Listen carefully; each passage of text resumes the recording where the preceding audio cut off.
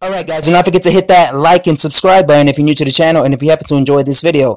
So I just finished watching a Boxing Physiques video which he titled Anthony Joshua asked if he ducks Deontay Wilder. And by the way, it's very difficult for me to even understand Boxing Physique. I don't know where he's from. I have no idea where he's from, but he has this very thick accent. So a lot of times I'm like I have to like put my ear close up to the microphone to understand what he's saying. I also don't get how he got so many subscribers because I don't know what the hell he's doing that got him so many subscribers. I'm just saying, but in this video he was basically reviewing one of the an interview that Anthony Joshua had on some type of podcast show. I believe it's a sports show because those interviewers look very familiar, especially the bold guy. The bold guy, I've seen that guy before, and he was basically Boxing Physique was basically reviewing what the answers and the questions that they were asking Anthony Joshua and what Anthony Joshua replied, and he was basically saying that it doesn't seem like Anthony Joshua really wants these fights with Tyson Fury or Deontay Wilder, because if he did, he would have given them a proper offer. Because and he also was talking about that AJ comes across as a guy that he feels that he is the king, he is the A side because he has the majority of the belts because he beat Vladimir Klitschko, so he feels that he deserves the higher percentage of the purses, and this is why, and he feels that AJ shouldn't do that because they should be fair. Basically, they should go right down the line, get exactly a 50-50 split. And they were talking about the $15 million when Anthony Joshua offered, or Eddie Hearn offered Deontay Wilder $15 million to fight them in Wembley, and Deontay Wilder turned that down. And then he was also talking about the fact that it seems that Anthony Joshua has respect for Tyson Fury and Deontay Wilder. But Anthony Joshua has always showed respect to Deontay Wilder and Tyson Fury. Anthony Joshua has always come out saying that, Tyson Fury is a good fighter. Deontay Wilder is a monstrous puncher. The only one who's really been disrespectful when it comes to all these guys is both Tyson Fury and Deontay Wilder. Both of these guys are the ones that talk trash. You really rarely see Anthony Joshua talk trash.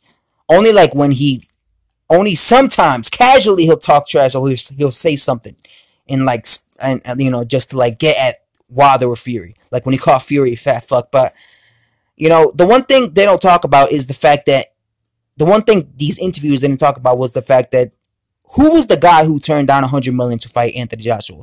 Was that Anthony Joshua? The $15 million that they were talking about in Wembley, that was before the DAZN deal. That was before, and they were talking about that was too cheap of a deal. But what about when he was offered $50 million a piece to fight Anthony Joshua? You mean to tell me, how is that not fair? How is that amount of money not fair for Deontay Wilder? How is that too much of a lowball, getting $100 million payday for 2 back-to-back fights with Anthony Joshua? Like Anthony Joshua said, you're fighting for all the belts. You're getting the biggest payday of your life, right? Your biggest payday of your career. I don't know how much he got against Dominic Brazil. People are telling me it's $10 million, but I highly doubt that.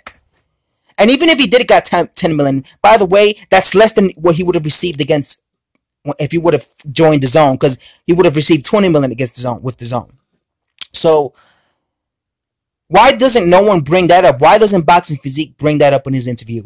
Forget about the $15 million. What about the fact that Deontay Wilder rejected $100 million to face to Anthony Joshua for a unification fight, right?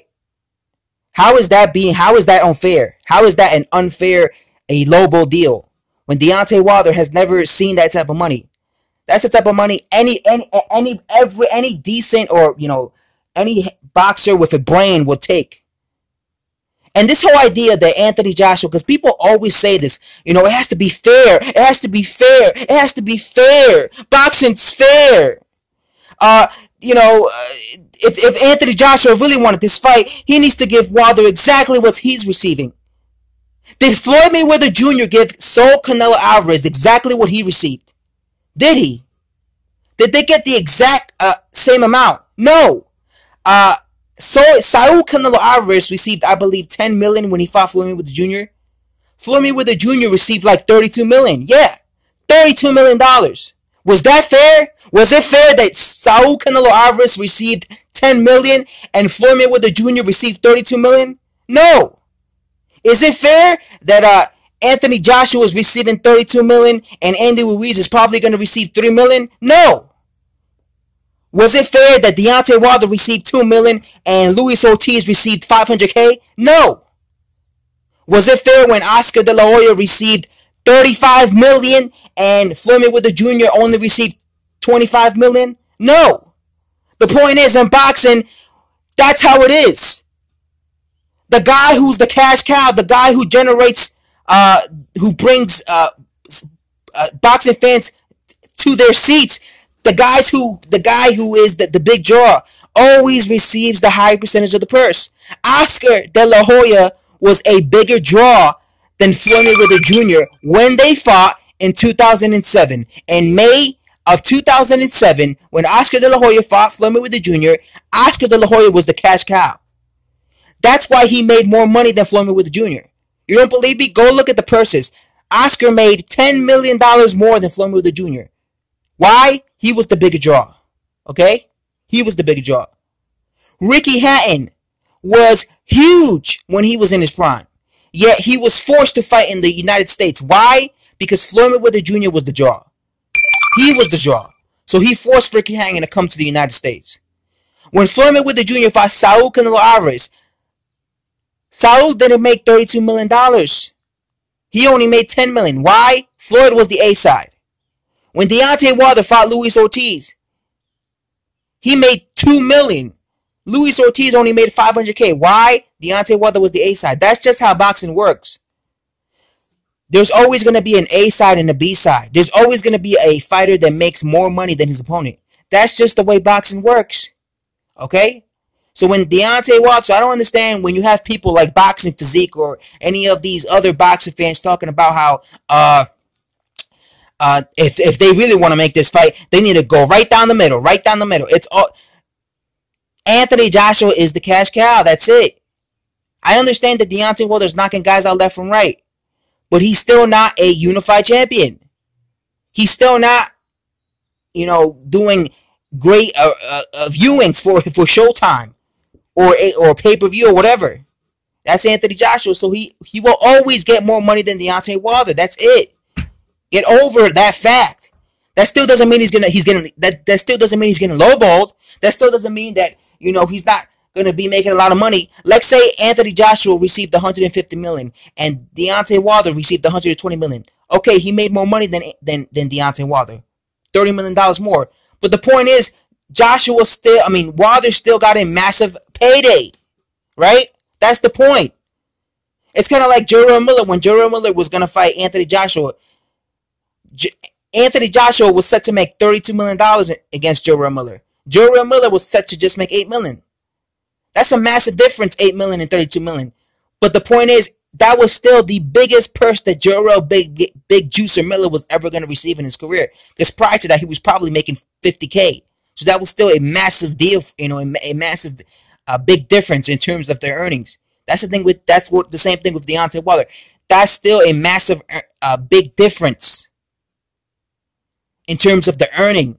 He's never received that type of money. And the only thing that I agree with Boxing Physique here is when he says that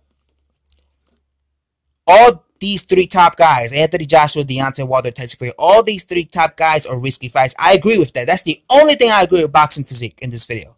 Because it's true.